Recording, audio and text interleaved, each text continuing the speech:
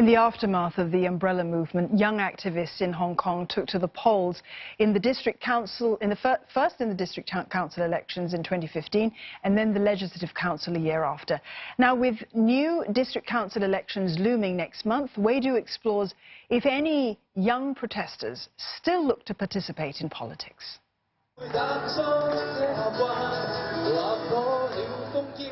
For a group that's often been called self-centered, Hong Kong's youth, through months of relentless protests, have demonstrated they're not only interested in politics, but also willing to put a lot on the line for it. The government had hoped when the new semester started in September, students would go back to school and the movement will simply fizzle out. But instead, the students here in Hong Kong remain politically engaged, with many boycotting classes and some going to the front line, fighting police every weekend. Bosco is a Form 6 student who goes up to the front line sometimes. We agree not to use his full name, and he declined for us to contact his parents.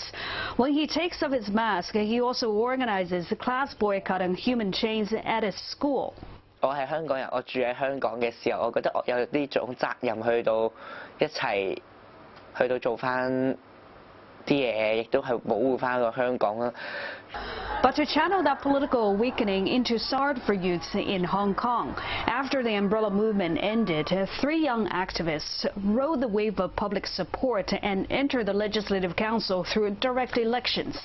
But all 3 have since been disqualified and spent time in jail. Analysts say the same will likely happen when young people from the anti-extradition protest want to try their hand in politics too. If the Beijing and Hong government do not change course of how they have been handling these candidates, I don't think they would have a big chance of entering formal politics by elections or other forms of cooperation.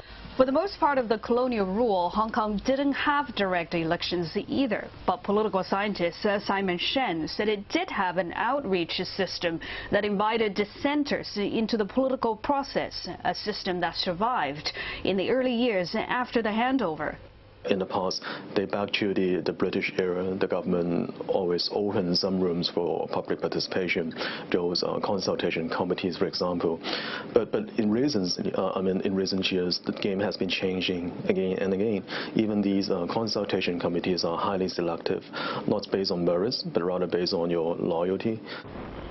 Shen says the stress on loyalty has closed the door to even political moderates in Hong Kong. That's why he thinks unrest will become the new normal in the city. Even if the crowds right now somehow disappear, and after 6 months, after 1 year, there should be some controversial bills, and that's part of politics, right? So in the next controversy, where the crowds are gathering again, Hong Kong's leader Carrie Lam is trying to head off that possibility by launching a series of community dialogues. 對話我覺得真係 OK， 但係點解係我哋走去見佢，而唔係佢落嚟見我哋咧？